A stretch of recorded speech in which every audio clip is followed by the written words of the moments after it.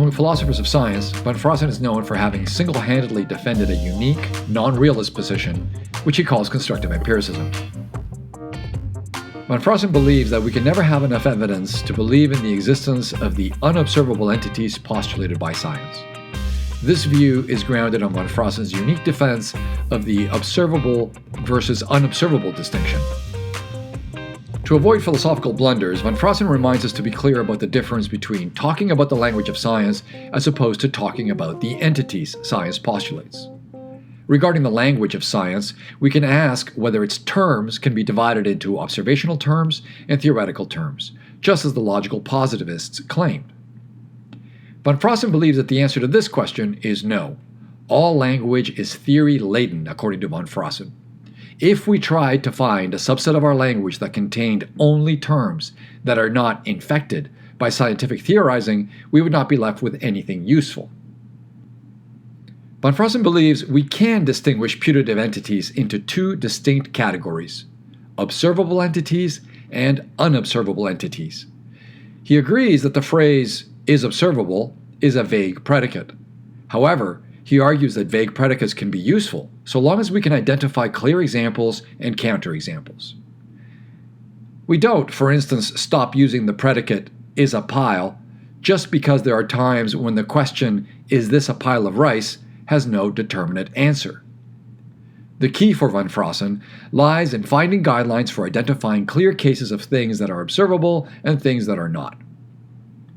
He hopes to achieve this with his Guide for the Avoidance of Fallacies. He says, X is observable if there are circumstances which are such that, if X is present to us under those circumstances, then we observe it.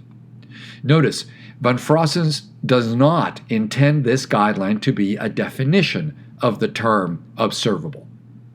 For von Fraassen, the guideline for avoiding fallacies about observables delivers the correct results. For example, according to the guideline, the moons of Jupiter are observable. There are circumstances, for example, if we imagine being on a spaceship close enough to Jupiter, such that if the moons of Jupiter were present to us under those circumstances, we would see them, with our naked eyes, as it were.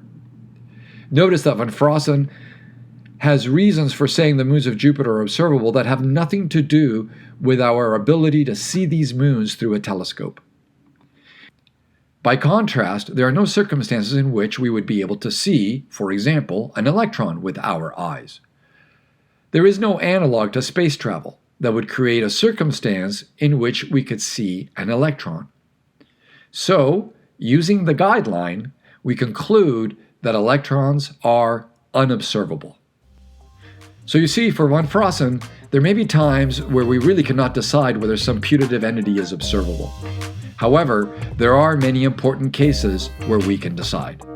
For instance, according to von Fraassen's guideline, all of the entities postulated by atomic physics are unobservable.